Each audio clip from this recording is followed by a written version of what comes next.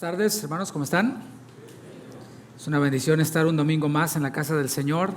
Como cantábamos, yo me alegré con los que decían: a la casa de Jehová iremos, y es lo que dice su palabra también. Pues vamos a la palabra de Dios, 1 Timoteo capítulo 2, versículo 1. 1 Timoteo capítulo 2, versículo 1. Esta es la serie 1 Timoteo, viviendo en la familia de Dios. Estamos estudiando la primera epístola a Timoteo, versículo a versículo. Hemos llegado al capítulo 2 y este es el tema número 5, que se titula Expiación ilimitada. ¿Puede decirlo? Expiación ilimitada. Vamos a leer toda la porción que analizaremos el día de hoy, desde el versículo 1 hasta el versículo 7. Dice así la palabra de Dios: exhorto ante todo a que se hagan rogativas, oraciones, peticiones y acciones de gracias por todos los hombres, por los reyes y por todos los que están en eminencia, para que vivamos quieta y reposadamente en toda piedad y honestidad.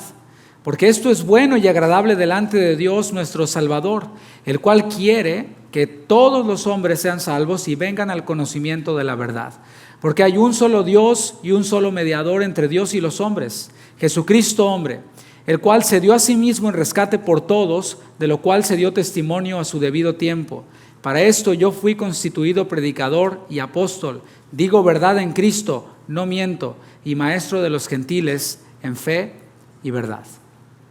Permítanme explicar el título de la enseñanza: expiación ilimitada. ¿Qué es expiación? Quizás esa palabra la habías escuchado, pero no te habías detenido a pensar qué es lo que significa. El término es simple. Expiación es eliminar la culpa a través de un tercero, alguien tomando la culpa de otro. Y eso fue lo que hizo el Cordero de Dios, Jesucristo.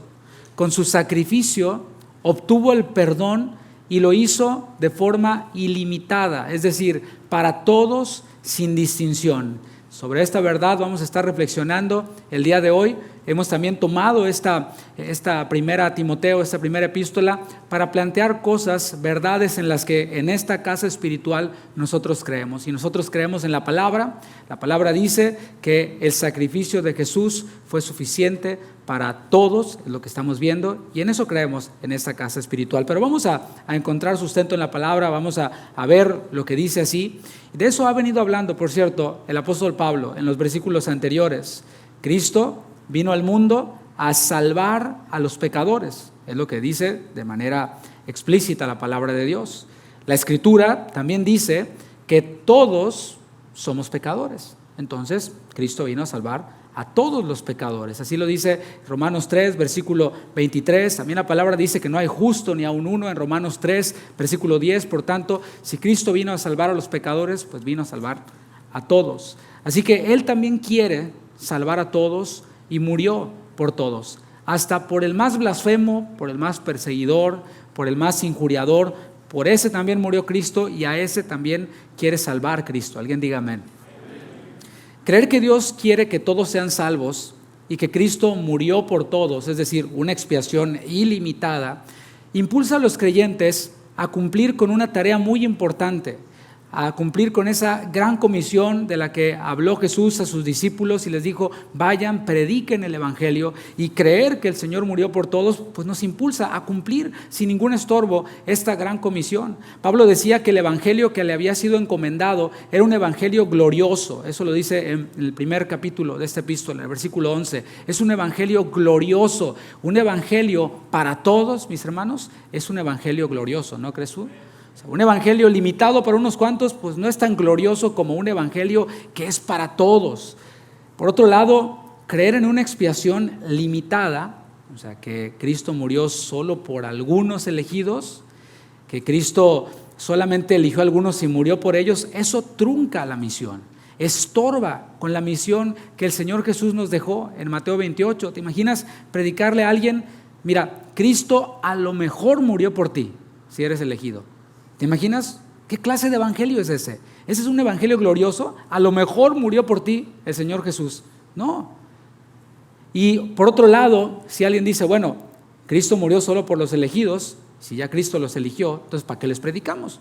Si de todas maneras ya son elegidos, el Señor los va a traer irresistiblemente a Él. Así enseñan en algunos lugares, y esas buenas nuevas no son tan buenas porque no son para todo el pueblo. Como dice Lucas 2, versículo 10, cuando el Señor Jesús fue anunciado, dice la palabra que eran buenas nuevas para todo el pueblo. Es lo que recordamos nosotros en Navidad por lo general, ¿no? Y eso es lo que producen las fábulas, las genealogías interminables. Producen confusión y también distorsionan la voluntad de Dios, distorsionan el mismo evangelio. Yo podría decir que ese es otro evangelio, un evangelio que es para unos cuantos, porque Cristo no pagó por todos, es otro evangelio. El evangelio de la Biblia me dice que de tal manera amó Dios al mundo, y vamos a ver un poquito más acerca de eso. Además de ser una distorsión del evangelio, también, como dije, obstruye la misión de ir por todo el mundo y predicar el evangelio a toda criatura, porque toda criatura es salvable. Adentrémonos a los textos de hoy. 1 Timoteo 2, versículo 1, dice el apóstol Pablo al joven pastor Timoteo y a nosotros también, que estamos siendo testigos de lo que le escribió. Dice: exhorto ante todo que se hagan rogativas, oraciones, peticiones y acciones de gracias por todos los hombres. Recordemos el motivo de la carta por un momento. Pablo le rogó a Timoteo que se quedara en Éfeso para encarar a ciertos líderes de la iglesia allí en Éfeso que habían naufragado de la fe. Esto en palabras del apóstol Pablo. Algunos líderes habían naufragado de la fe, es decir, habían apostatado de la fe. Y vimos cómo esta palabra, este término que usa el apóstol Pablo es desechar, que es tener algo dentro y sacarlo y tirarlo. Eso es apostatar de la fe. Estos estaban dedicándose a propagar doctrinas contrarias, presentadas en forma de fábulas, en formas de genealogías interminables, en forma de filosofías. Y lo que producían estas doctrinas desviadas eran disputas entre los creyentes, eran pleitos entre los creyentes. No sé si tú lo sabes, pero no venimos a la iglesia a pelearnos unos con otros, ¿verdad que no?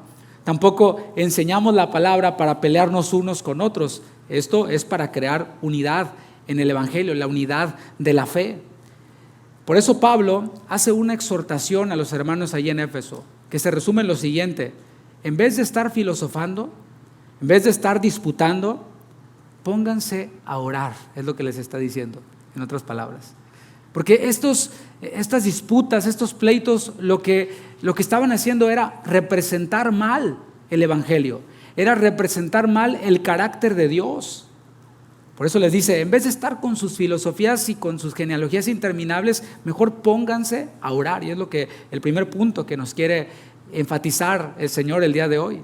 Siempre que Dios nos dice que no hagamos algo, en este caso Dios está diciendo, no anden con sus genealogías y con sus filosofías y con sus fábulas. Dios nos está diciendo, no hagas esto. Pero siempre que Dios nos dice que no a algo, nos da la otra opción. Nos dice, en vez de hacer eso, haz esto. Y es lo que está haciendo aquí. Muchos el día de hoy, han abrazado ideas como esas, que Cristo murió solo por unos cuantos. ¿De dónde sacaron eso? Bueno, un reformador lo dijo y después dicen, ok, si tú ves en la Biblia algo que dice, primero ve y checa lo que el reformador dice, y si no coincide, entonces el reformador tiene la razón. Así enseñan. Bueno, personas que abrazan estas ideas, ¿qué es lo que hacen? Y eso yo lo he visto, nadie me lo ha platicado. De hecho, desde que inició Casa de Oración en Houston, estoy hablando del 2011 más o menos, pasamos por esto. Personas que abrazan estas ideas y que después no se conforman con creerlas o con simplemente simpatizar con ellas, sino que quieren imponerlas a otros. Dicen, he encontrado la verdad, llamándole a la filosofía de un reformador la verdad, cuando la verdad es Jesucristo. Pero dicen, encontré la verdad, y ahora se dedican a dividir iglesias enteras. Y como dije, a nosotros nos ocurrió por allá en el 2011, a una persona que estaba en aquel tiempo, en ese tiempo éramos como 7 personas, así que no había mucho que dividir como quieran, ¿no? Del 2011 estamos hablando. Pero encontró la verdad y de pronto comenzó a imponer esa verdad y trató de dividir la iglesia. ¿Y qué crees? Sí se llevó a unos cuantos. Éramos 7, se llevó a 3, quedamos otros 4, ¿verdad? Pero esto lo puedes ver en otros círculos en donde se dividen iglesias enteras y personas que a eso se dedican, a sacar a gente de sus iglesias porque según esto encontraron la verdad de que Cristo no murió por todos, sino que murió por unos cuantos, solo por poner el ejemplo de una de las enseñanzas. El Señor les exhorta a personas así, y si es que nos ve, aunque la enseñanza es directamente para los que estamos aquí, pero bueno, se transmite y se graba y se pone ahí en internet. Y si alguien nos escucha o si alguien está aquí, si tú eres de ese tipo de personas, el Señor te hace una exhortación, tómala como de parte de Dios. En vez de estar dividiendo iglesias, en vez de estar reclutando gente hacia tu filosofía, mejor ponte a orar. Ora por todos los hombres, como dice la palabra. Y después sal a predicar el Evangelio. El Evangelio. La exhortación a la oración que vemos aquí es una oración intensiva y una exhortación intensiva. Es un llamado, si te fijas en el texto, a hacer todo tipo de oración. Y de hecho, si Pablo hubiera encontrado otro tipo de oración, lo hubiera incluido aquí, porque es algo enfático. Dice, les pido que hagan rogativas. Esta palabra nos comunica la idea de una persona necesitada, que está suplicando, que está rogando, porque necesita ayuda. Y solo alguien humilde, mis hermanos, hace súplicas. Alguien que tiene realmente una necesidad, suplica y ruega por ayuda. Bueno, alguien humilde hace rogativas al Señor. ¿Por qué? Porque está expresando su dependencia de ese Dios todopoderoso. ¿Te fijas cómo no tiene nada que ver la rogativa con el decreto, por ejemplo? Cosa que se utiliza en algunos círculos, ¿no? Yo decreto, yo desato. Hace poco estábamos viendo la transmisión de una iglesia, nos topamos con ella y decía que esta señora que estaba hablando ahí, decía, yo desato bendiciones ahorita. Dije, órale, está tremenda, ¿no? En el texto también menciona, además de las rogativas, las oraciones y nos comunica la idea de la actitud. Oración es una actitud, nos comunica la idea de la postura. Es estar concentrado en la persona de Dios. Cuando nosotros oramos, tomamos una postura y estamos concentrados en la persona de Dios, a quien le debemos nuestra reverencia, por cierto. A Él le debemos toda reverencia, hermanos, y no pretendemos ser legalistas, no pretendemos ser mala onda, no sé de qué otra manera le pueda llamar, pero queremos darle a la adoración y a la palabra de Dios la reverencia debida. ¿Usted está de acuerdo en eso? Que en el tiempo de la palabra, por ejemplo, como ahorita, haya reverencia, que podamos todos estar centrados en lo que estamos escuchando, que podamos eliminar las distracciones en la mejor manera en la que podamos. Y por eso, con todo el amor de nuestro corazón, sacamos a nuestros chiquitos, a los pequeñitos que amamos y que el Señor Jesús ama, desde la alabanza, los sacamos para que tengan allá un tiempo de alabanza, un tiempo de adoración. Es para permitirle a usted y también a los demás hermanos que podamos concentrarnos en la persona de Dios, que tengamos reverencia, porque los chiquititos están aprendiendo. Allá, ahorita durante el tiempo de alabanza les estuvieron enseñando acerca de la reverencia a Dios, de la adoración a Dios. Hay otros más pequeñitos, bueno, ellos tienen otro espacio. ¿Para qué? Para que podamos todos estar concentrados en la palabra de Dios. De manera que yo le agradezco a usted por la cooperación que ha tenido para con los sugieres. Cuando le dicen, mire, por acá hay un espacio para su chiquito, puede estar con él, hay una clase, gracias de verdad por considerar eso como un bien para todos, para que haya reverencia a la palabra de Dios en su casa. Gracias por cooperar con eso. Decía que Dios es digno de toda reverencia, pero también a Él le tenemos confianza. Hay un temor reverente, un respeto, pero también hay una confianza. No es ser confianzudo, sino tener confianza. El Señor Jesús se comunicaba con el Padre y cuando les enseñó a orar a sus discípulos, les dijo, cuando ustedes oren, oren así, Padre nuestro.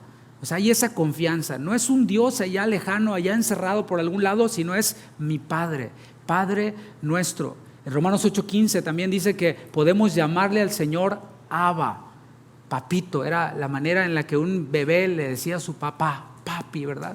No sé cómo te diga a ti tu hijo, papá, pero es la expresión más tierna que podemos nosotros tener y eso lo tienes con tu Padre, con quien tú tienes confianza, por supuesto. Después de mencionar las rogativas, las oraciones, menciona también las peticiones. Aquí tiene que ver con intercesión. Cuando hablamos de rogativa ya estamos hablando de alguien que está pidiendo para una necesidad propia, pero aquí en peticiones el énfasis que nos hacen en el original es el interceder por alguien más, es ponerte en el lugar de la otra persona, es ver la necesidad de la otra persona y apropiarte de esa necesidad hacer todo lo posible por aliviar esa necesidad que tiene la otra persona. Y finalmente menciona acciones de gracias, que es gratitud. Esa es otra de las formas en las que nosotros nos dirigimos a Dios, porque si nosotros le pedimos y Él nos responde y Él nos da, ¿qué hacemos? ¿Somos como esos 9 leprosos que se van con su bendición? ¿O regresamos con el Señor a darle gracias? Y yo me gozo porque aquí entre nosotros hay quienes han recibido respuesta a su petición, ya sea, por supuesto, la petición de la salvación por algún ser querido, algún tema laboral, algún tema de salud, y el Señor ha respondido, porque el Señor es bueno y el Señor responde. Y cuando nosotros le pedimos, Él da. Dice la palabra: pidan y se os dará, toquen y se les abrirá, busquen y hallarán. Y algunos de ustedes han hallado esto, y me gozo porque la mayoría de ustedes se han quedado aquí después de que recibieron la respuesta a su oración. No fueron como esos 9 leprosos que, ok, ya lo recibí, lo que quería, bye, y ya no regresan.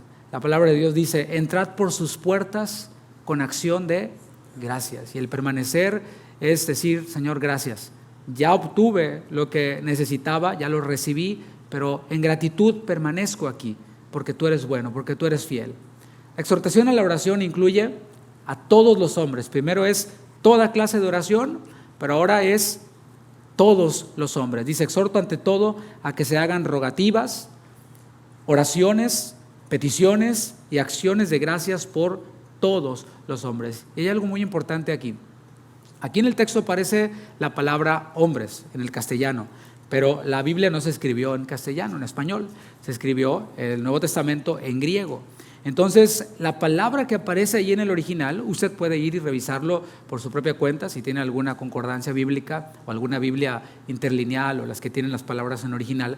La palabra que utiliza allí para hombres es la palabra griega antropos. O sea, no es lo mismo hombre como varón que antropos. Antropos tiene que ver con el ser humano, sin distinción, varón y hembra. Es como decir raza humana o ser humano.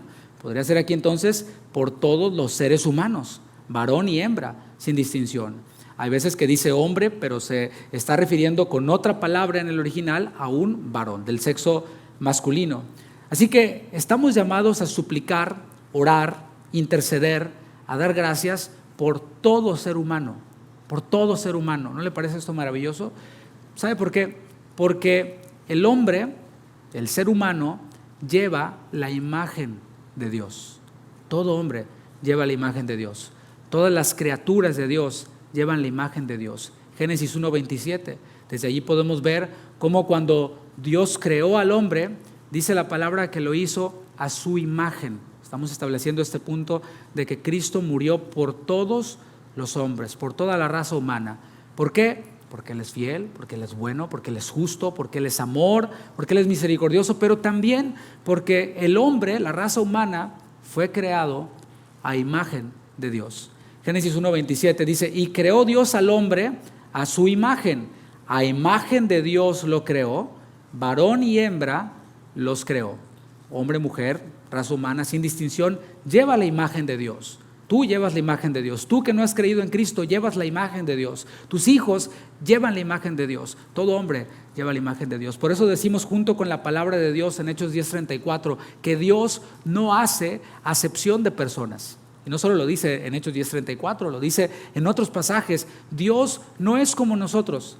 Nosotros hacemos acepción de personas y tenemos una fiesta y decimos: a este sí invítalo, a este no, porque este lleva buen regalo. ¿Sí? A este no lo invites porque come mucho, ¿no? Y así. Pero Dios no hace acepción de personas. Él, dice la palabra, que acepta a todos los hombres, sin distinción. Para que no nos quede duda de que no debemos excluir a nadie de nuestras oraciones, desde lo que estoy hablando, Pablo, inspirado por el Espíritu Santo, usa el ejemplo más extremo. Dice el versículo 2, por los reyes, o sea, por todos los hombres, y ahí va el ejemplo más extremo, por los reyes y por todos los que están en eminencia. Aquí la palabra traducida como reyes denota por regla general al emperador. Está diciendo: oren por todos los hombres, hasta por el emperador. Por el contexto también implica a todos los que realizan funciones de gobierno. Sí, el emperador, pero también las autoridades provinciales en tiempos de ellos, también los magistrados locales en tiempos de ellos, toda persona que está en eminencia. Y eso, mis hermanos, es un choque con nuestra mentalidad. Eso es ir en contra de la corriente del mundo. ¿Por qué? Porque lo común es oponerse a la autoridad. Eso es lo común. Tú enciendes el televisor o ves redes sociales y por todos lados, cuando se habla del gobierno, vas a escuchar quejas del gobierno. ¿Sí o no? No quiero hacer el ejercicio de preguntar quién es la persona con más edad aquí. No sé si alguien se quiera voluntariar, pero no viene al caso. Me voy a poner yo como ejemplo. No soy la persona con más edad, evidentemente, ¿verdad? Desde que tengo uso de razón, he vivido en México y he vivido en Estados Unidos. Desde que tengo uso de razón, todo lo que escucho de la gente en cuanto al gobierno es queja. Yo tengo uso de razón más o menos desde el gobierno de Carlos Salinas de Gortari en México. O sea, ya sabes más o menos la edad que tengo, ¿sí? Bueno, desde Gortari hasta el que está ahorita, hasta López Obrador en México, todos siempre se han quejado de él, de los presidentes, siempre. Acá en Estados Unidos también tengo voy para 20 años y también puras quejas del gobierno. Cuando estuvo Donald Trump, puras quejas, ahora que está Biden, puras quejas, Obama, puras quejas, Clinton, todos puras quejas, siempre es lo que oigo. ¿Por qué? Porque eso es lo común, eso es lo que el mundo hace por naturaleza, quejarse de la autoridad. Pero Dios no tiene nuestros pensamientos.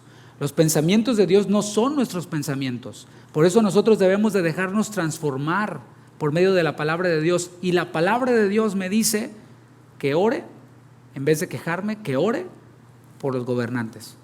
Y hermanos, no queremos tampoco querer tapar el sol con un dedo y negar que haya corrupción, negar que hayan abusos, negar que hayan malos gobiernos. Eso nadie lo pone en cuestión, pero eso no anula lo que dice la palabra de Dios. Oren por el emperador. Y los receptores de esta primera epístola a Timoteo, los receptores secundarios, que eran los hermanos de la iglesia en Éfeso, cuando escuchaban esto, que se los estaban leyendo, cuando lo escuchaban decían, a ver, ¿quién es el emperador? Nada más y nada menos que Nerón, Claudio César, Augusto, Germánico. ¿Has escuchado el dicho, quieto Nerón? ¿Sí? ¿Sí lo has escuchado? Nerón no es un perro, algunos les ponían a su perro Nerón, en serio, precisamente para de alguna manera descargar su furia contra este emperador que fue tan malvado. El reinado de Nerón se asocia comúnmente con la tiranía, con la extravagancia, con el abuso. Se le recuerda por una serie de ejecuciones sistemáticas, incluyendo la muerte de su propia madre. O sea, el emperador Nerón mató a su propia madre, ahí te encargo, ¿no? Mató también a su hermanastro llamado Británico. Algo por lo que es conocido Nerón también es por haber incendiado Roma en el año 64 después de Cristo. Y luego de haber incendiado Roma, les echó la culpa a los cristianos. ¿Qué tal? Y eso desencadenó una terrible persecución. Por eso, quieto Nerón, muchos, ¿no? Está tranquilo Nerón. Algunos creen que el incendio ya había ocurrido cuando Pablo escribió esto y ya ellos comenzaban a sentir los estragos de la persecución. Aún así, los cristianos en Éfeso debían orar por Nerón. ¿Qué te parece? ¿Por qué? Porque Cristo también murió por Nerón. Aunque les costara aceptarlo a ellos y a uno que otro aquí también. ¿Cómo es posible que uno que mata a su propia madre, pues Cristo haya muerto por él? Sí, fíjate, sí. Pues murió por Pablo, que mató a niños y a mujeres sin distinción, también persiguió cristianos. Cristo también murió por él, Dios también deseaba que él fuera salvo. Y eso armoniza perfectamente con la enseñanza de Jesús. Vamos a Mateo capítulo 5, versículo 43. Mateo 5, 43.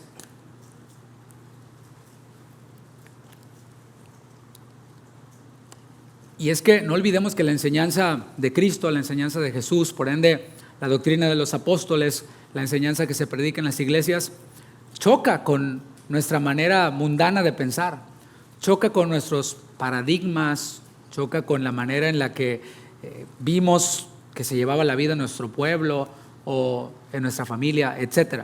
Por eso debemos de ir a la palabra y dejar que ella nos transforme. Vamos a Mateo capítulo 5, este es el sermón de la montaña.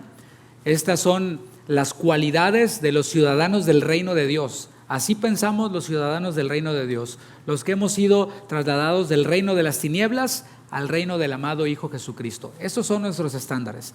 Hablando Jesús mismo, oísteis que fue dicho, amarás a tu prójimo y aborrecerás a tu enemigo. A ver, espérame tantito, ahí me detengo un poquito. Porque sí, amarás a tu prójimo, está en la palabra de Dios, pero aborrecerás a tu enemigo, eso ya fue una adición. Y debemos de tener cuidado, porque a veces nos leen un texto y le incluyen cosas que no dicen y no verificamos. Y nada más decimos amén. De ahí es de donde salen doctrinas como esas, de que Cristo murió solo por unos cuantos, no por todos. Bueno, porque le añaden a la palabra de Dios, sacan de su contexto, tuercen por aquí, tuercen por allá, para que la Biblia encaje con su filosofía y con lo que les enseñó cierto reformador o predicador. Pero yo os digo, dice Jesús, esa es la palabra que vale: amad a vuestros enemigos, bendecid a los que os maldicen, haced bien a los que os aborrecen y orad por los que os ultrajan y os persiguen, para que seáis hijos de vuestro Padre que está en los cielos, que hace salir su sol sobre malos y buenos y que hace llover sobre justos e injustos. No hay lugar aquí para aborrecer a nadie. El Señor Jesús no nos deja espacio para aborrecer a nadie. ¿Hay alguien que es tu enemigo? ¿Sí? Todos tenemos enemigos. No que tú seas enemigo de alguien, sino que ellos hicieron tu enemigo. Simplemente porque les caes gordo, por lo que tú quieras. Todos tenemos enemigos. ¿Tienes alguien que te maldice? Es decir, que habla mal de ti, que inventa cosas de ti, es más, hasta publica cosas de ti en redes sociales. Créame, yo sé lo que es vivir eso. He pasado por ahí. Tenemos personas que nos aborrecen, y ese aborrecer es alguien que no te prefiere. Ay, es que ese hermanito me ve y me voltea la cara. Ay, qué gran tribulación. Vamos a orar por ti. O sea, ¿te imaginas Nerón allá matando cristianos y culpándolos de que incendiaron Roma y tú porque el hermanito te volteó la cara? O sea, ok. Todos tenemos personas así. Sin embargo, la palabra nos manda y nos dice cómo debemos de tratarlos, qué debemos de hacer con ellos.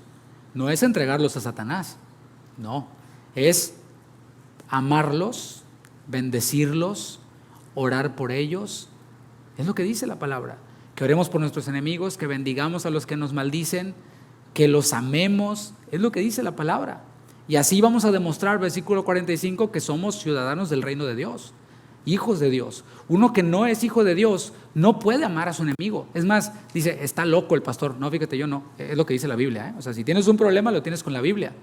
Alguien que no conoce a Cristo dice, ¿cómo voy a amar al que abusó de mi hija, por ejemplo? O sea, sí, así, es el peor ejemplo que se me viene a la mente. Bueno, pues la palabra dice, es lo que dice. O sea, no dice en ningún lado maldícelo, dice bendícelo. Y he conocido casos de personas que perdonan a ofensores como esos. Y eso fue lo que Dios hizo con nosotros. Por si nos estábamos creyendo muy buenos, muy santos, muy perfectos, fue lo que Dios hizo con nosotros. Éramos nosotros por naturaleza enemigos de Dios. Es lo que dice Romanos 5:8. Éramos sus enemigos por naturaleza, nomás por haber nacido ya nacimos enemigos de Dios. Aunque llevamos su imagen, por naturaleza somos enemigos de Dios porque fuimos concebidos en pecado. Y el pecado no tiene nada que ver con un Dios santo, o Dios santo no tiene nada que ver con el pecado. Pero Él, aún así, siendo pecadores, murió por nosotros. Envió a su Hijo Jesús a morir por nosotros. Es lo que dice su palabra. En que siendo aún pecadores, Cristo murió por nosotros, que éramos sus enemigos. Así que, hermanos, incluyamos en nuestras oraciones a esos seres queridos que no conocen a Cristo. Incluyámoslos. También incluyamos en nuestras oraciones a los que se han constituido como nuestros enemigos. Incluyamos en nuestras oraciones incluso a aquellos que dividen iglesias, como estos que yo mencioné hace un momento, en un ejemplo. Por los gobernadores también. Oremos por ellos, incluyámoslos en nuestras oraciones. Cuando los cristianos nos alejamos de las disputas, cuando nos ponemos a orar, vemos los resultados. O sea, la gente que no conoce a Cristo es testigo del poder del evangelio que nos transforma, que nos une, y en vez de decir, no, los cristianos todos están peleados unos con los otros, etcétera, dicen, oye, no, ahí sí se aman. Los cristianos sí se aman unos a otros, oran hasta por los que los maldicen. oran por ellos. Hermanos, quiero aclarar que lo que estamos haciendo en este momento, por ejemplo, al traer luz en cuanto a esta enseñanza, yo estoy trayendo claridad acerca del por qué nosotros creemos que Cristo murió por todo el mundo, como dice la Biblia. Estoy dando una explicación. Estoy diciendo también que hay algunos que no creen que Cristo murió por todo el mundo, creen que murió por unos cuantos elegidos. Pero aún así, mis hermanos, yo no estoy haciendo un ataque personal contra nadie. Yo lo que estoy haciendo, estoy enseñando a la congregación a la que yo pastoreo, ¿sí? Y no estoy tampoco haciendo un llamado a que odiemos, a que aborrezcamos, a que maldigamos a los que enseñan estas cosas. El Señor les traerá luz si ellos le permiten que el Señor les traiga luz a su vida. Así que nosotros los bendecimos. Algunos de ellos sí nos maldicen a nosotros. Dicen que somos herejes, dicen que tenemos una falsa doctrina, dicen de nosotros un montón de cosas por esto y por otras cosas más, pero nosotros los bendecimos a ellos y los amamos y oramos por ellos. Por eso la segunda parte del versículo 2 plantea lo siguiente, dice 1 Timoteo 2, versículo 2, para que vivamos quieta y reposadamente en toda piedad y honestidad. Bueno, está hablando de la oración por todos, específicamente por la de los gobernantes, ¿sí? La oración por los gobernantes, que la palabra nos enseña que hagamos, no es para que nos lleven al primer mundo. O sea, no es oren por sus gobernantes para que sus gobernantes los lleven al primer mundo. Oren por sus gobernantes para que ellos les den mejor educación, para que ellos les den mejores oportunidades de salud, oportunidades de trabajo, etcétera. No es por eso. Fíjate cómo la palabra se enfoca en otra cosa, o en otras cosas específicamente, en vivir quietamente. Eso es lo que la palabra nos insta a que oremos en cuanto a nuestros gobernantes, para que podamos vivir tranquilamente, para que podamos vivir reposadamente. Esto en el original quiere decir no causarle daños a otros. O sea, no es que no me los causen a mí, sino que yo no se los cause a otros a través de mi fe. Es vivir en toda piedad. Esa palabra piedad es la palabra eusebeia, que significa devoción a Dios, para que podamos vivir y practicar nuestra devoción a Dios. ¿Te fijas cómo no tiene nada que ver con ir al primer mundo, ni mejores trabajos, mejores seguros médicos? No. Que podamos adorar al Señor con libertad, que podamos servir al Señor con libertad. Eso es lo que la palabra nos enseña, a orar por nuestros gobernantes. Y ese es un privilegio que tú y yo gozamos ahora mismo, 2023. Tú y yo gozamos del privilegio de reunirnos sin que nadie nos lo impida en cuanto al gobierno. El gobierno no nos restringe que podamos reunirnos. Hubo una pandemia en donde no era el gobierno restringiendo a los cristianos, era una pandemia que afectaba a todos, sean cristianos, sean de cualquier otra religión, no podían congregarse. Pero vivimos hoy un tiempo en el cual podemos reunirnos. ¿No te parece es una bendición? O sea, en vez de fijarnos en no, que el gobierno está muy mal y que esto y que aquello y quejándonos, gracias Dios, porque estamos en un gobierno que nos permite reunirnos, adorarte. Nadie nos impide adorar al Señor. ¿O a alguien aquí le han dado alguna vez una multa por adorar al Señor? Bueno, si vas manejando y vas adorando al Señor, pues sí te van a multar seguramente, ¿no? Pero no podemos decir que se nos multa por esto o que se nos persiga por esto. Podemos incluso al aire libre adorar al Señor. Hace unas semanas estuvimos en un complejo de apartamentos, obviamente con permiso, y nos dieron el permiso para ir al aire libre, poner nuestro equipo y cantar alabanzas al Señor y evangelizar, ir hasta las puertas, tocar, darles una invitación para venir a la iglesia. Estamos en un gobierno que nos permite hacer eso, en un país que nos permite hacer eso. Hemos estado en parques, hemos estado en muchos otros lugares al aire libre, predicando a Cristo, adorando a Cristo. Este país y esas autoridades nos permiten expresar nuestra devoción a Dios.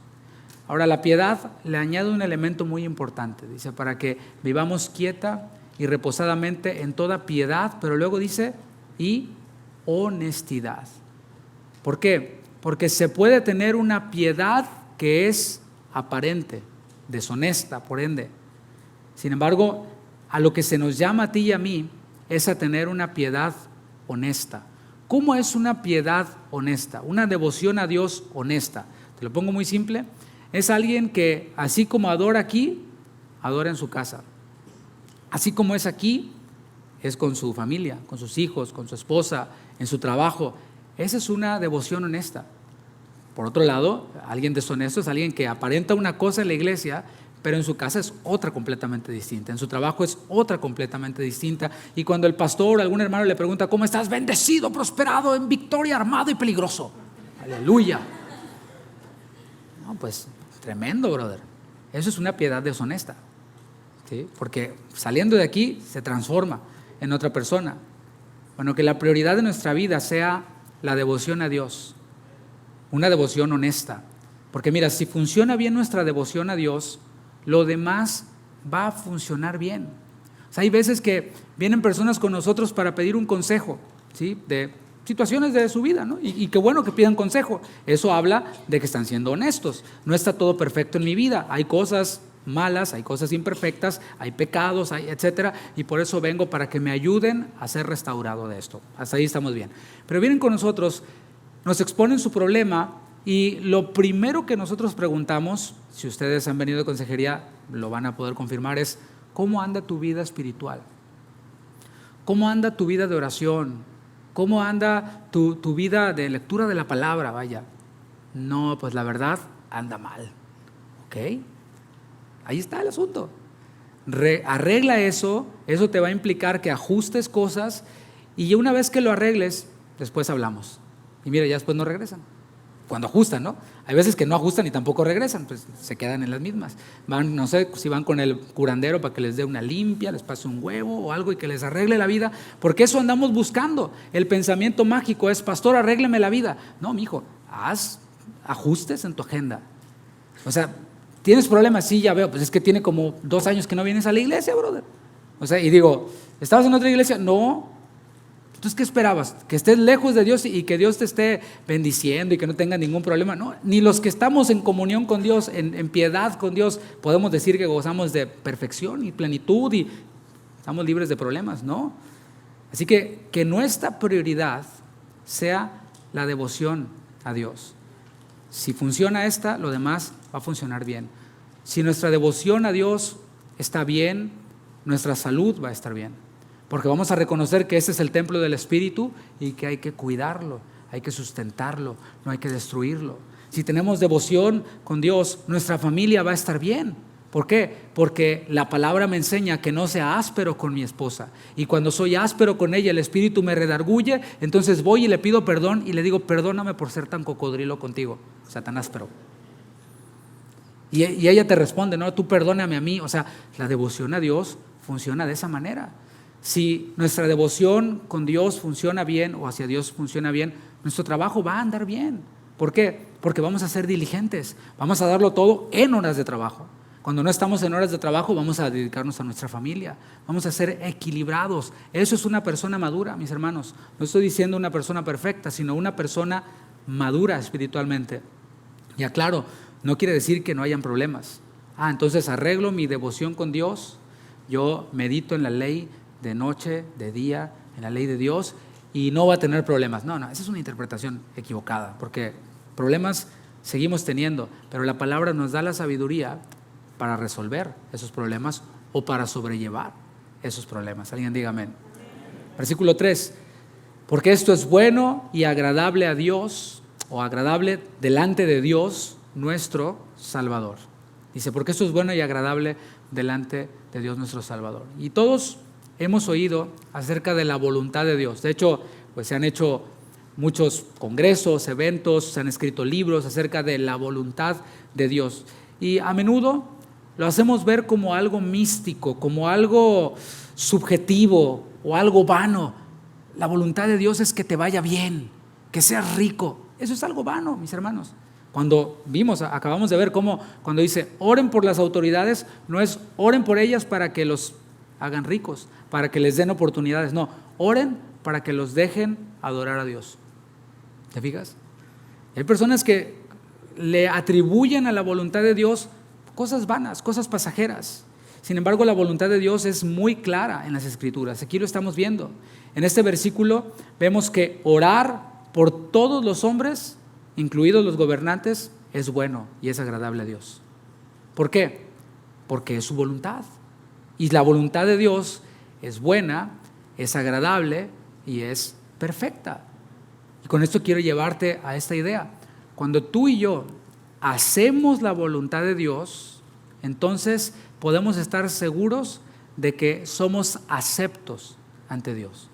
La palabra dice que somos aceptos en el amado. Los que estamos en Cristo somos aceptos ante Él, sí, por supuesto, pero también nuestras acciones, mis hermanos, pueden agradar o pueden desagradar a Dios. Por eso vemos a personas en el tribunal de Cristo que van a estar con las manos vacías y todo se les va a quemar. Lo poquito que hicieron, todo mal hecho, todo en su carne, se les va a quemar. O sea, sí vemos que hay un agrado o un desagrado ante Dios. ¿Cómo ser agradable a Dios? No te voy a responder con una respuesta toda mística y estrambótica. No. Haz la voluntad de Dios. El Señor Jesús dijo, me dicen Señor, pero no hacen lo que yo les digo. Me cantan muy bonito y wow, y yo me alegré. ¿Cómo? Estaba buena, ¿verdad? Pero no hacen lo que yo les digo. Mis hermanos, si queremos ser agradables a Él, hagamos su voluntad. Pablo dijo en la segunda epístola a los Corintios, les dijo, procuramos, sea ausentes o presentes del cuerpo, serle agradable al Señor. Vamos a ver el versículo 4. Estamos viendo que es bueno que oremos por todos los hombres, incluidos los gobernantes. Esa es la voluntad de Dios, pero continúa en el versículo 4, dándonos un porqué acerca de la voluntad de Dios. Dice, el cual, Dios, quiere, ahí está su voluntad. ¿Qué quiere Dios? ¿Cuál es la voluntad de Dios? Ok, la voluntad de Dios es que todos los hombres sean salvos y vengan al conocimiento de la verdad. Ahí está la voluntad de Dios. ¿Te fijas cómo no es, la voluntad de Dios para mi vida y luego lo centramos todo en mí? La voluntad de Dios para mi vida, ¿querrá Dios que yo sea un artista cristiano?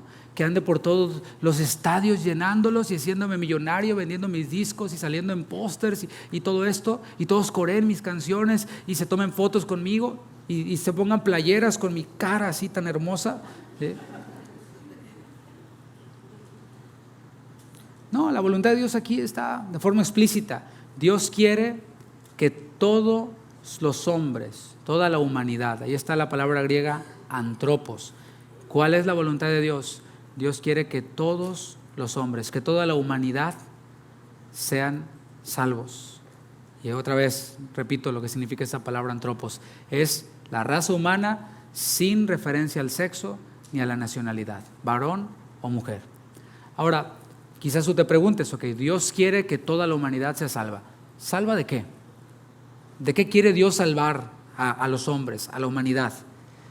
Gálatas 1:3 nos responde a esta pregunta: ¿de qué quiere Dios salvar a su creación, a sus criaturas, al hombre que lleva su imagen y que fue creado a su semejanza? Dice Gálatas 1, versículo 3: gracia y paz sean a vosotros, de Dios el Padre y de nuestro Señor Jesucristo, el Señor Jesús, el cual se dio a sí mismo expiación. ¿Te acuerdas? El concepto de expiación es que uno se ponga en lugar del otro, ¿sí? Se dio a sí mismo por nuestros pecados. Obviamente era por nuestros pecados, porque Cristo fue concebido sin pecado y nunca pecó. Es el Cordero de Dios. Y ese Cordero de Dios se dio a sí mismo por nuestros pecados, por los pecados de los pecadores. Cualquier pecador pudiera leer esto y decir por mis pecados. Cualquiera, sin distinción. Pero luego nos da el para librarnos del presente siglo malo, conforme a la voluntad de nuestro Dios y Padre. Ahora, ¿a qué se refiere con siglo malo? ¿Qué es esto de siglo malo? Bueno, se refiere a este mundo, el cual está dominado por Satanás. No sé si ya te diste cuenta de eso. Este mundo está dominado por Satanás. El sistema del mundo está dominado por él. Y Satanás es el adversario de Dios.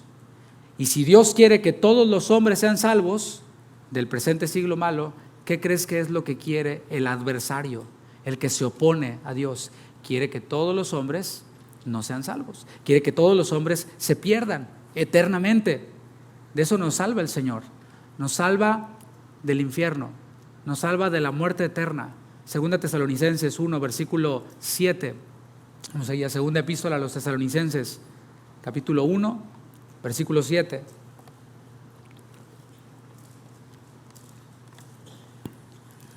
Vamos a leer un poquito acerca de ¿Qué dice la Biblia sobre el infierno? Decía el domingo pasado que hay lugares en donde no se hace mención de esto. Hay incluso pastores de iglesias que creen que eso es algo alegórico, que no es algo, que el infierno es aquí y que no hay un infierno. Bueno, vamos a ver qué es lo que dice la palabra.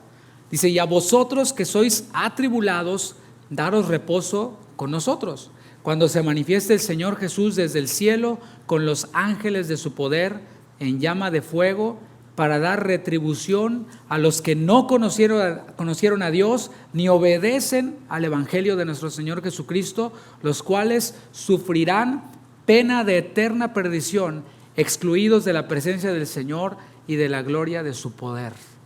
De eso estamos hablando. O sea, Cristo murió por todos, pero el hombre ha de obedecer al evangelio. Dios hizo posible esto. Por eso manda a todo hombre en todo lugar a que se arrepienta, pero el hombre puede obedecer o desobedecer. Puede rendirse o puede rebelarse a la visión celestial o a la revelación del Señor Jesucristo. Y la consecuencia es pena de eterna perdición. Y especifica: excluido de la presencia de Dios y de la gloria de su poder. Y ese es el mensaje de fe que nosotros predicamos. No que Dios quiere hacerte millonario, no que Dios quiere que no tengas problemas, que vivas una vida libre de problemas. El mensaje es que Cristo murió por los pecadores, para librarlos del infierno, para librarlos de una eternidad sin Él. Ese es el mensaje que nosotros predicamos. Y asegúrese de predicarlo. Predicamos a un Dios que salva, a un Dios que sana, a un Dios que va a volver por segunda vez. Y a ese Dios que nosotros predicamos debemos de enfatizar primeramente en la salvación, en la vida eterna. Mira, no, ven a mi iglesia porque ahí todos son bien buena onda y cantan bien bonito. Eso no es el evangelio, por si alguien tenía la duda. Ah, no, pastor, pues así le he estado haciendo yo. Bueno, pues por eso no se salvan, porque pues vienen aquí y no cantamos tan bonito como le prometiste. No, el Señor murió por los pecadores y te va a librar del infierno. La voluntad de Dios está explícita en el versículo 4 y es que todos los hombres vengan al conocimiento de la verdad, que sean salvos del presente siglo malo, del infierno, pero también que vengan al conocimiento de la verdad. ¿Te fijas cómo Dios nos salva, pero nos da un propósito? Y el propósito de Dios para sus hijos, para los que hemos creído, es que conozcamos a Jesucristo. Esta es la vida eterna, que me conozcan a mí, dijo Jesucristo. Que conozcan al Padre y al Hijo, a quien envió el Padre. Y aquí dice que vengan al conocimiento de la verdad. Ahora, la verdad no es una idea, la verdad no es un concepto, la verdad es una persona. Lo dijo el Señor Jesús: yo soy el camino, la vida y la verdad. ¿Quién? Cristo. Él es la verdad. Dios quiere que todos conozcan a Jesús, pues solo en Él hay salvación, solo en Él hay vida eterna. Dice el versículo 5, porque hay un solo Dios y un solo mediador entre Dios y los hombres. ¿Quién? Jesucristo. ¿Sí? Aquí, mis hermanos, pudiera hablar mucho. Algunos tienen ciertas doctrinas que tendrían que pelearse con este versículo, porque vemos a Dios el Padre, pero vemos también al mediador Jesucristo entre el Padre y los hombres. Es Jesucristo, es un solo mediador. Dice, hay un solo Dios, Jehová vuestro Dios uno es lo que dice la Shema, que recitan los hebreos. El único Dios inmortal e invisible se hace accesible al hombre pecador a través de Jesucristo. Él es el único mediador. No olvide esto, Cristo es el único mediador. No hay otros mediadores, no hay ni intercesores, ni intercesoras, ni ningún vicario de Cristo, al menos que sea válido ante Dios. No lo hay, es solo Cristo, el mediador entre los hombres y Dios. Solo Cristo es capaz de interceder por nosotros, no un hombre. Algún hombre pues no ha derramado su sangre por nosotros, solo Cristo derramó su sangre en la cruz del Calvario para que podamos nosotros, los que hemos creído, acercarnos al Padre. Versículo 6, el cual se dio a sí mismo en rescate por todos, de lo cual se dio testimonio a su debido tiempo. El Hijo unigénito hizo la voluntad del Padre. Estamos hablando también de esto, de la voluntad de Dios. Bueno, Cristo hizo la voluntad del Padre, hizo la voluntad de Dios.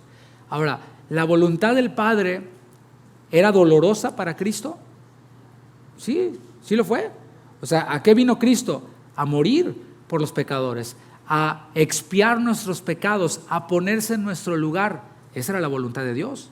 Y esa voluntad fue dolorosa para nosotros. Es más, cuando estaba Jesús en Getsemaní, antes de ir a la cruz, dice la palabra que sudó como grandes gotas de sangre. Por el estrés que había en él, un estrés válido. ¿Por qué? Porque el Padre iba a voltear el rostro de él por causa de nuestro pecado que sería depositado en él, por causa del pecado de la humanidad que sería depositado en él. El Padre voltearía su rostro del Hijo. Y eso era lo que estresaba a Jesús, además del sufrimiento físico, por supuesto, que fue real. Un cuerpo físico sufrió los golpes, sufrió los latigazos, sufrió y derramó su sangre. Por eso él oraba sudando y decía: Padre, si es posible, pasa de mí esta copa, pero no se haga mi voluntad, sino la tuya. El Señor Jesús se dio voluntariamente, hizo la voluntad del Padre, pero no fue obligado a hacerla. Él mismo dijo en Juan 10:18: nadie me quita la vida, nadie me la quita, sino que la doy libremente. Cristo Jesús voluntariamente obedeció al Padre. Tengo el derecho de darla, de dar su vida y de recibirla de nuevo, o sea, de morir y resucitar. De eso está hablando. Eso es lo que me ordenó mi Padre. Vemos a Jesús haciendo la voluntad del Padre.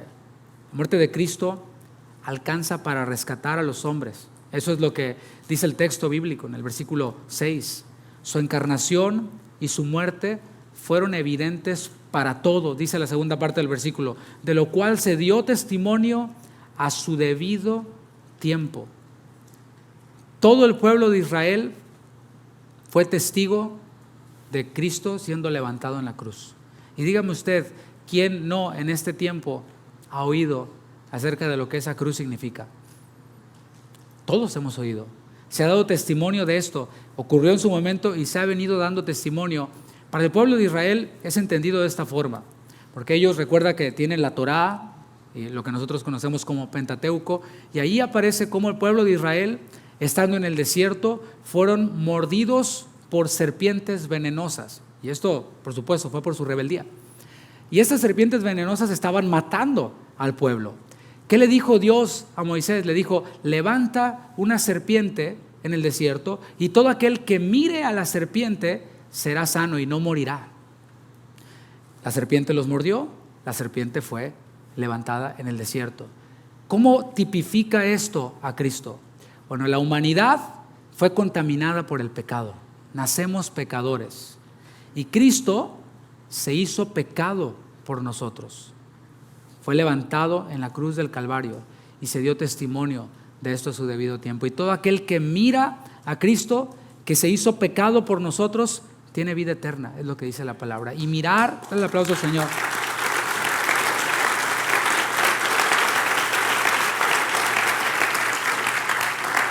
Y mirar implica creer, mis hermanos. Es creer en Jesús. Es ver y mirar a Cristo con fe y ver el pecado de nosotros allí sobre esa cruz. Y ver a Cristo librándonos de la condenación eterna, librándonos del presente siglo malo. Ahora, ya hemos planteado que Cristo murió por todos, porque todos fueron mordidos por la serpiente, usando esta analogía. Pero ¿por qué no todos son salvos? Es la pregunta. Porque tú puedes pensar, Cristo murió por todos, entonces todos son salvos. No, a las pruebas nos remitimos y podemos verlo. No todos son salvos. ¿Por qué no todos son salvos? Bueno, porque aunque Dios quiere y aunque Dios proveyó los medios, no todos quieren. No todos quieren ver a la serpiente, quieren quedarse ahí con su mordedura de serpiente diciendo: yo estoy bien, aquí me echo mertiolate, aquí me echo un poquito de alcohol, le pongo un poquito de vitacilina o Vicks Vaporub, ya ves que eso es bueno para todos. No todos quieren, esa es la realidad. Jesús mismo en Mateo 23, versículo 37, reflexionen en esas palabras y cada vez que escuches a alguien diciendo que Cristo murió solo por algunos elegidos y que esos elegidos van a creer en Él porque el Señor los va a hacer creer y los va a arrastrar a Él de forma irresistible. Bueno, recuerda este texto. Jesús llorando sobre Jerusalén, diciendo: Jerusalén, Jerusalén, que matas a los profetas y apedreas a los que te son enviados, ¿cuántas veces quise, ahí está la voluntad de Cristo, quise juntar a tus hijos como la gallina junta sus polluelos debajo de las alas? ¿Y qué dice? Y no quisiste. Mis hermanos, aquí podemos ver cómo de manera clara Dios tiene una voluntad, pero el hombre también tiene una voluntad. Y el hombre, usando su voluntad, puede abrazar a Cristo o puede rechazar a Cristo. Y algunos dicen: eso es quitarle la gloria a Dios. Si el hombre decide, entonces le quita a Dios su soberanía. Y eso no tiene ningún sentido. Si el presidente de este país da una orden, da un decreto, y tú lo obedeces, ¿le estás quitando soberanía al presidente? No. La soberanía del presidente queda intacta. Si alguien desobedece lo que dice el presidente, ¿eso afecta la soberanía del presidente? Por supuesto que no. Queda intacta la autoridad, el mismo presidente. No sé si se entendió la analogía. Eso no significa que la voluntad del hombre sea más poderosa que la voluntad de Dios. Al contrario, ¿qué es lo que muestra? Personas viendo a Jesús queriendo juntarles como la gallina junta sus polluelos debajo de sus alas. Personas que rechazan eso. Eso lo que muestra, mis hermanos, no es que la voluntad del hombre sea más poderosa. Lo que muestra es el estupor en el que viven estas personas que rechazan a Cristo. Personas que aman más las tinieblas que la luz. Eso es lo que muestran, simple y sencillamente. Lo que significa es que Dios es soberano y en su soberanía, haciendo uso de su soberanía, le da al hombre libre albedrío, libre voluntad, libre decisión para que crea en el Hijo del Hombre o para que no crea. De esta manera, cuando el hombre que no cree esté delante de Dios, no podrá decirle: yo no creí en ti porque tú no moriste por mí. Yo no creí en ti porque tú no me diste fe para creer. Yo no creí en ti porque tú no me elegiste para salvación. Tú me elegiste para condenarme. Ahora, ¿por qué me juzgas? ¿Me explico? Fíjate cómo estas filosofías distorsionan a Dios. Presentan un evangelio que no es evangelio. Si el hombre decide no creer en Cristo, será condenado. Y nunca podrá culpar a Dios de haberlo condenado. Por sí mismo se condenó. Versículo 7 de 1 Timoteo 2, para ir concluyendo.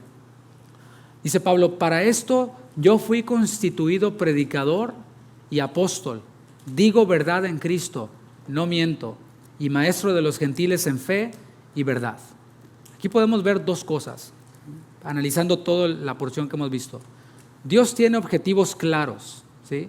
El objetivo de Dios fue dar a su Hijo Jesucristo para que todos los hombres sean salvos, sean salvables, los que creen sean salvos. Él tiene objetivos y se mueve hacia esos objetivos, pero también nosotros, si somos hijos amados de Dios, deberíamos de tener objetivos claros, así como Dios. Y no solo tener objetivos claros, sino movernos hacia ellos. Porque a veces tenemos: no, ahora sí ya me voy a congregar. Pues sí, tienes claro el objetivo, pero ¿y qué haces? No, pues es que se ve nublado, no voy a ir. ¿Sí? Y esto por poner solo un ejemplo, ¿no? Voy a empezar a orar un poquito más de tiempo. ¿Y qué hacemos? Ay, se me hizo tarde, Señor, otro ratito. ¿Sí? Me venció Satanás me venció. Ya no pude.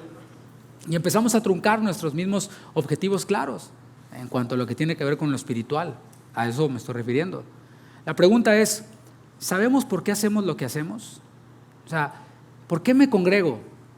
¿Por qué me conecto al discipulado? ¿Por qué? ¿Sabemos por qué hacemos lo que hacemos?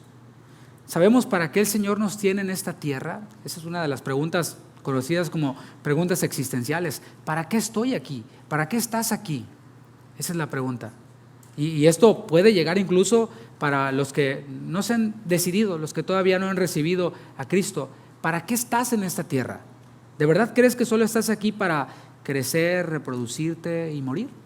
O a lo mejor crecer, reproducirte, hacerte rico y morir.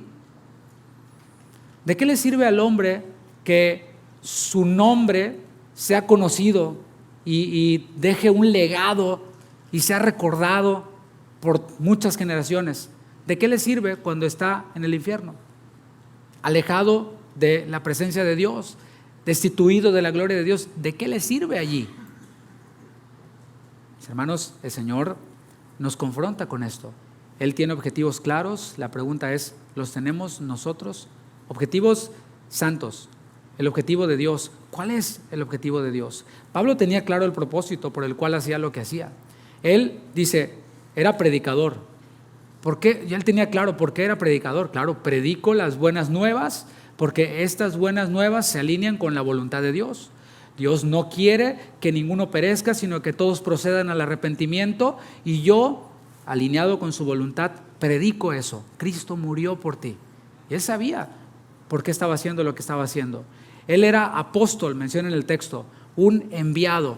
Era enviado a predicar el evangelio específicamente en lugares donde no se había predicado antes. Eso es algo que distingue a un verdadero apóstol. Un falso apóstol va a donde ya se predicó y saca a las ovejas de allí con sus filosofías y con sus genealogías interminables, pero un verdadero apóstol predica donde otros no han predicado. Y bueno, en ese tiempo es difícil hacer eso, ¿no? Porque casi el evangelio ha sido predicado por todos lados. Aún así hay lugares a donde no ha llegado el evangelio. Por eso Pablo hacía lo que hacía, porque se alineaba con la voluntad de Dios. Pablo era maestro de los gentiles. Fíjate cómo es específico. El Señor me llamó a enseñar específicamente a este grupo, sin excluir a los otros, por supuesto, pero toda la fuerza de Pablo estaba para con los gentiles. Había otros apóstoles que fueron enviados a los judíos y se pusieron de acuerdo y dijeron, ustedes van a ir a los judíos, yo voy a ir a los gentiles, y allí le metía toda la carne al asador, Pablo, predicando a los gentiles, es decir, a los no judíos. ¿Con qué propósito Dios lo puso? Para que todos los hombres a los que Él les predicara fueran salvos, para que todos los hombres a los que Él enseñara llegaran al conocimiento de la verdad. Eso, mis hermanos, es tener objetivos claros. Cuando nuestros objetivos no van de acuerdo a la voluntad de Dios, estamos destinados a la frustración, estamos destinados al fracaso, estamos destinados, mira, mejor no le sigo, porque hasta ya me están llamando para que le corte. Para concluir, mis hermanos, tú y yo hemos sido llamados a predicar, a anunciar una expiación ilimitada, que Cristo murió por todos los hombres, y en esto creemos en esta casa espiritual. Quizás en otros lugares enseñen diferente. En esta casa espiritual creemos en una expiación ilimitada. ¿Por qué? Porque lo dice la palabra. Si tú te fijas, yo no he citado lo que dijo quién sabe qué reformador, yo no he citado lo que dice la confesión de quién sabe qué, yo no he citado qué fue lo que enseñó aquel, el padre de la iglesia, no sé cuál. No, yo he citado la palabra de Dios y ella es verdad, al menos eso, en eso creemos nosotros. Y en esta casa espiritual creemos que Cristo murió por todos. Y el saber esto a ti y a mí nos sirve para que con libertad podamos ir por todo el mundo, a todo lugar donde vayamos, y cuando veamos a la persona más dura, más blasfema, más injuriadora, más perseguidora, y como tú te puedas imaginar, podamos estar seguros de que Cristo murió también por esa persona. Cuando veamos al gobernante más severo y más terrible, podamos decir, Cristo murió también por él, y vamos a orar por él. Eso se alinea con la voluntad del Padre, mis hermanos. Te voy a invitar a que te pongas de pie. Gracias, Señor. Vamos a tomar unos momentos para reflexionar en esto, porque por supuesto que el propósito de esta enseñanza es cumplir con la voluntad de Dios. Yo sé que en este lugar puede haber personas que no han recibido a Cristo, no han creído en su nombre. De eso yo estoy consciente. ¿Por qué? Porque algún día yo estuve en una iglesia sin haber creído todavía en Cristo. Pero hubo un día en el que el Señor me habló a través de su palabra, en el que el evangelio me fue revelado y pude entenderlo, pero no solo lo entendí, sino que también respondí a él en fe. Y aquel día experimenté un nuevo nacimiento. Y te lo dice, como diría Pablo, pudiera decir yo, habiendo yo sido el primero de los pecadores. Así me veía yo. Y así debes de verte tú, así debemos de vernos todos. Soy el peor de los pecadores, no soy el mejor, soy el peor de los pecadores. Y cuando nosotros reconocemos esto con humildad, entonces podemos ver esa cruz y decir: Jesús, mi pecado está allí, tú lo llevaste mi pecado, y tú puedas arrepentirte de tus pecados. Me gustaría hacer ese llamado, y lo hago en obediencia, porque para esto me puso el Señor, para predicar las buenas nuevas de Jesús. Y si ese es tu caso, te voy a invitar a que cierres tus ojos. Todos cierren sus ojos, por favor. Pero si tú que no has creído en Cristo, hoy quieres creer en Él, hoy quieres arrepentirte de tus pecados, simplemente dile con tus palabras, o puedes repetir mis palabras pero creyéndolo en tu corazón. Decirle: Señor, yo creo que tú enviaste a Jesucristo para que se pusiera en mi lugar y llevara mi castigo. Yo recibo a Jesucristo. Confieso con mi boca que Él es el Señor, que Él se levantó de los muertos, y recibo esa vida eterna que tú prometes para todo hombre. Gracias, Señor, por seguir salvando a los pecadores. Gracias porque esa es la misión a la que nos has llamado, a que podamos orar por todos los hombres, pero a que podamos predicarles también a todos los hombres, no prestando oídos a fábulas, a genealogías interminables, a evangelios que están fundamentados en doctrinas de hombres y en intelectualismo, sino que queremos, Señor, abrazarnos a la sencillez de lo que dice tu palabra. Eres verdad, eres vida, eres el camino, Jesús. Dale gracias al Señor, dale gracias por morir por ti. Todos podemos decir: gracias, Cristo, por morir por mí. Gracias, Señor, por morir por mis pecados. Levanta tu voz. Y el Señor también nos ha enseñado a través de esta enseñanza, de esta predicación, a orar por todos los hombres, a orar por nuestras autoridades. Así que ahí con tus propias palabras levanta tu voz y empieza a rogar por ese ser querido que no conoce a Cristo. Empieza a interceder por aquellos que son tus enemigos, que te maldicen, que te persiguen. Empieza a bendecirlos, es lo que dice la palabra: bendecid y no maldigáis. Empieza a tomar ese tiempo para levantar tu voz y orar por tus autoridades, por tus gobernantes, por tus jefes en el trabajo, y empieza a pedirle al Señor por su salvación. Empieza a pedirle a Él para que le conozcan. Levanta tu voz, hermano.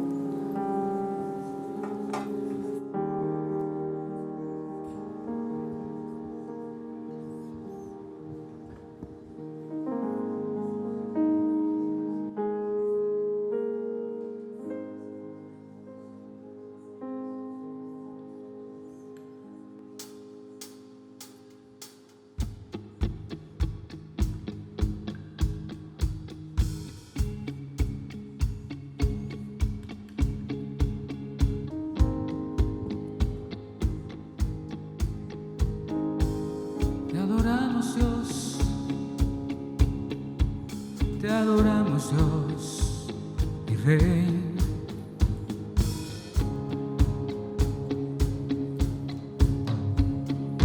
Porque de tal manera Dios me amó, que a su único Hijo Él me dio. Por esa sangre que Él derramó, fui perdonado y sanado en Jesús. Cántalo una vez más. Porque de tal manera Dios me amó, que a su único Hijo Él me dio. Por esa sangre que Él derramó, fui perdonado y sanado en Jesús. Tinieblas cubrieron la tierra, clamando a gran voz: Padre mío, ¿por qué me abandonas? Y al instante el Cordero murió. Él quiso morir. Ahora soy nueva criatura. Jesús ya no está. La tumba está vacía. Él resucitó. No más corona de espinas. Jesús es el Hijo de Dios.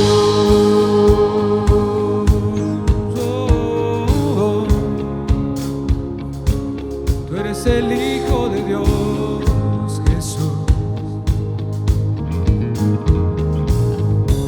Cantemos: porque de tal manera.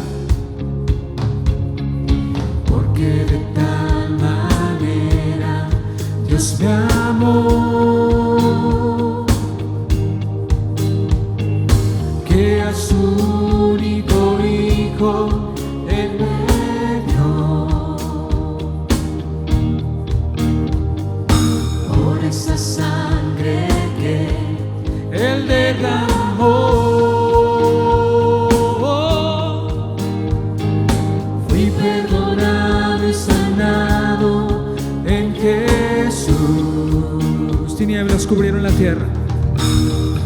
Tinieblas cubrieron la tierra, y clamando a gran voz: Padre mío, ¿por qué me abandonas?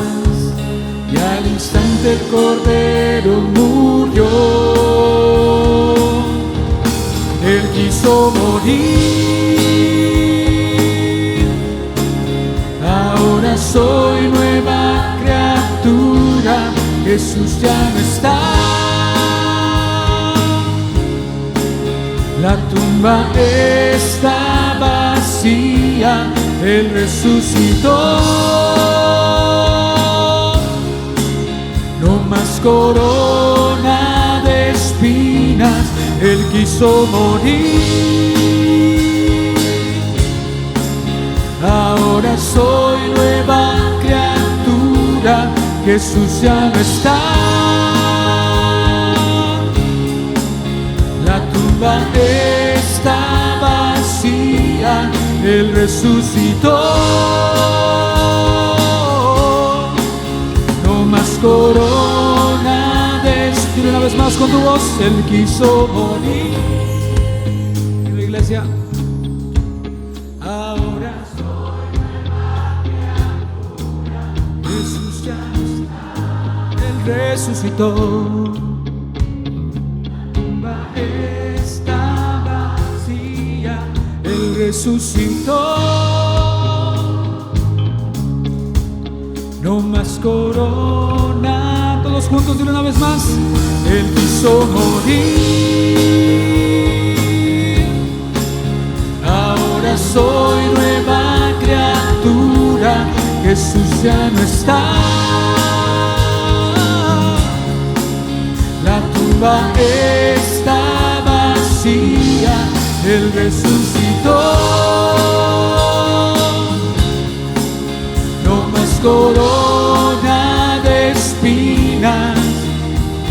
Jesús es el Hijo de Dios. Jesús es el Hijo. Jesús es el Hijo de Dios. Decláralo: Jesús. Jesús es el Hijo de Dios. Si tú lo crees, da un fuerte aplauso al Señor.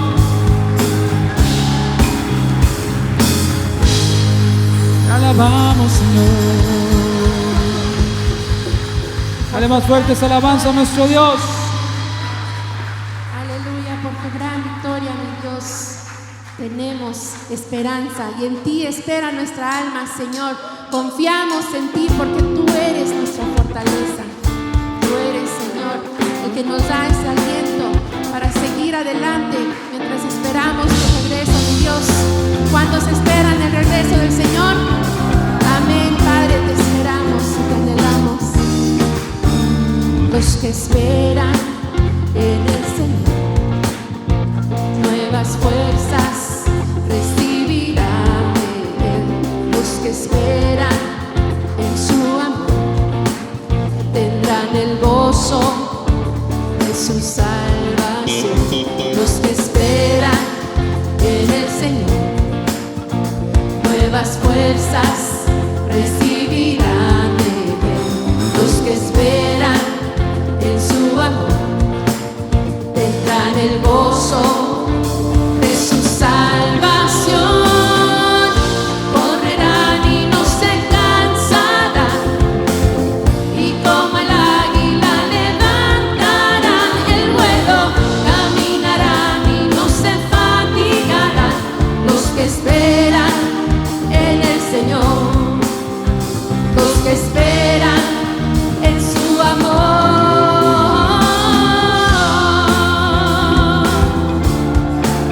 Gracias, Señor, en ti esperamos, Padre. Levantamos nuestras manos. Los que esperan en el Señor, nuevas fuerzas recibirán de Él.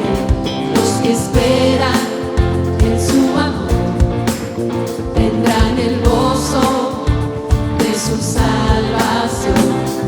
A ver, ¿dónde están las alas? En el Señor, nuevas fuerzas recibirán de Él. Los que esperan en su amor tendrán el gozo de su salvación.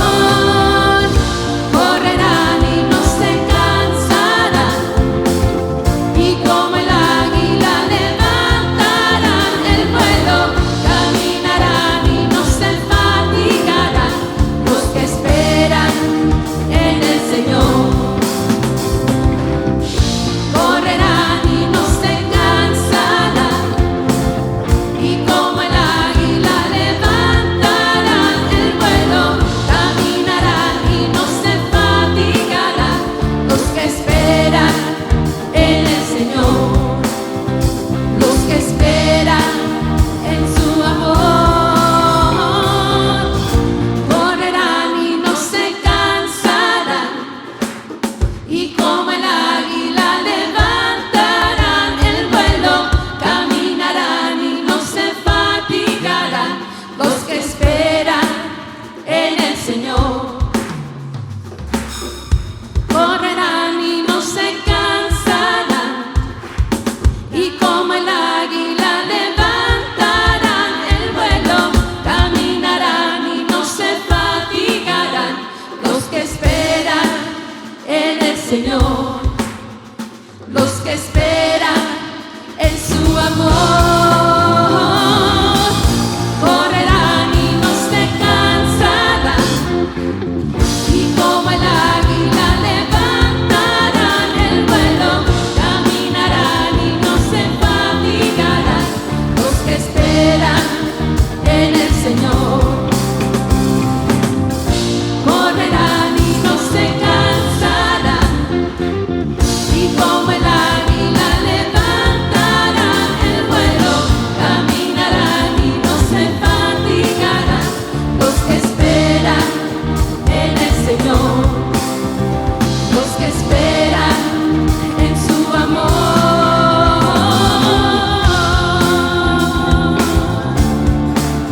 Espero en ti, Señor.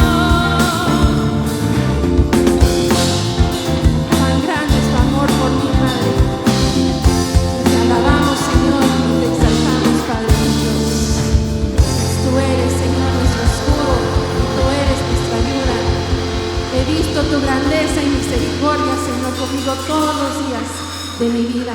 Y esta mañana, Padre, quiero seguir proclamando tu grandeza, proclamando y alabando tu poder, Señor, porque yo no estuviera aquí, Padre, si no fuera por lo que Cristo hizo por mí en la cruz. Por eso te alabo, mi Dios, estoy agradecida por toda tu misericordia. ¿Hay alguien aquí agradecido?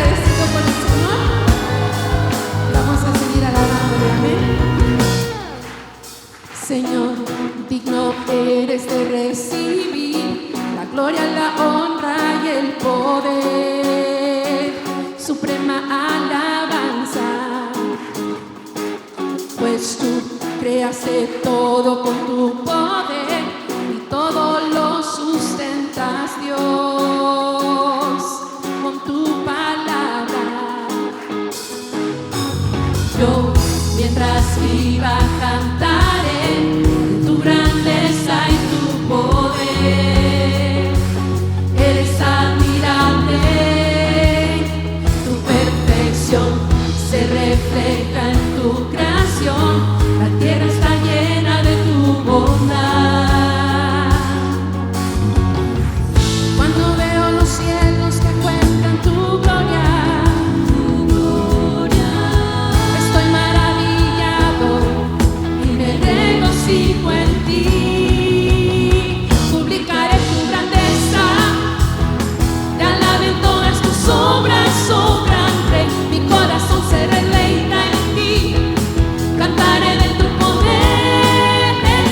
Publicaré tu grandeza, te alaben todas tus obras, oh gran Rey. Mi corazón se deleita en ti, cantaré de tu poder.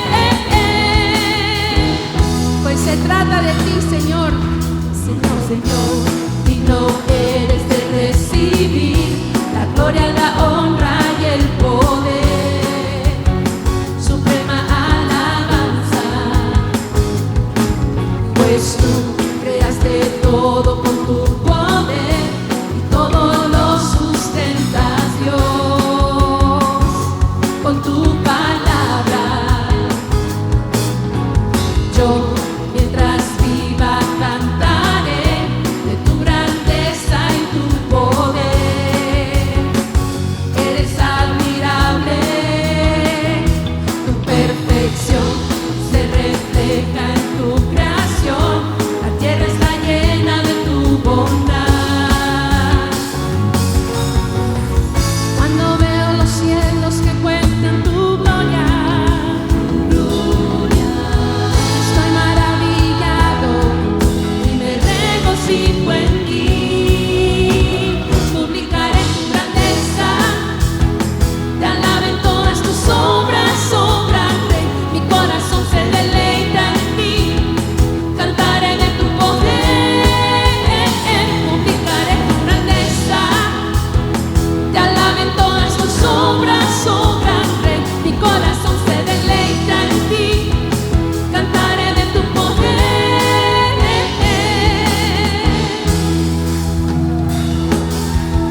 Te exaltamos a ti, mi Dios, porque no hay nadie que se compare a ti, Señor. Los cielos cuentan la gloria de nuestro Dios y proclaman todo lo que Él ha hecho. En sus manos está la fuerza y está el poder. Suyos son la grandeza, el poder, la gloria, la victoria y la majestad. Él es el Dios todopoderoso y el único digno de ser exaltado. Cuando se exalta en el nombre del Señor, te exaltamos, mi Dios, y sabemos que nadie se compara a ti. Y te decimos que tú eres santo, santo, santo, santo eres, Señor. Dios todopoderoso, el que era, es y ha de venir. Te celebramos con gozo. Santo, santo, santo eres, Señor. Dios todopoderoso, el que era, es y ha de venir. Te celebramos con gozo. Santo, santo, santo eres, Señor. Dios todopoderoso, el que era, es y ha de venir. Te celebramos con gozo. Publicaré tu grandeza, te alaben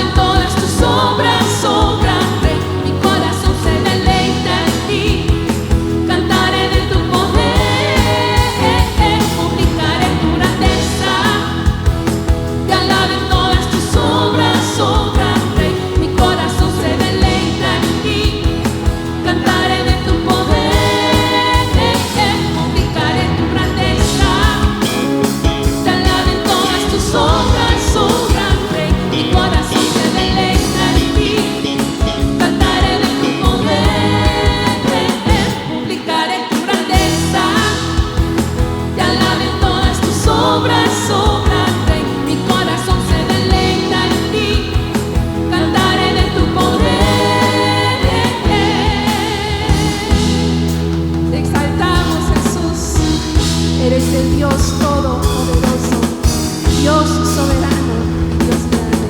A ti sea la gloria, la honra, por los siglos de los siglos de Dios, por solo tú eres digno.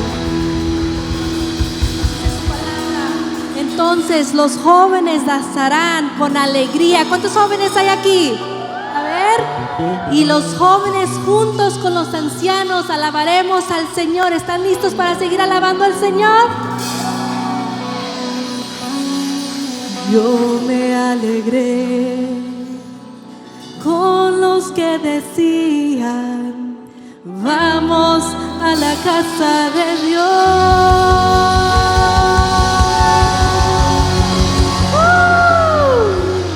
Yo me alegré con los que decían: vamos a la casa de Dios.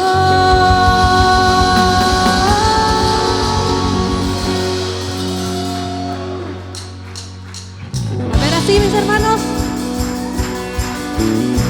Alabar al Rey que vive.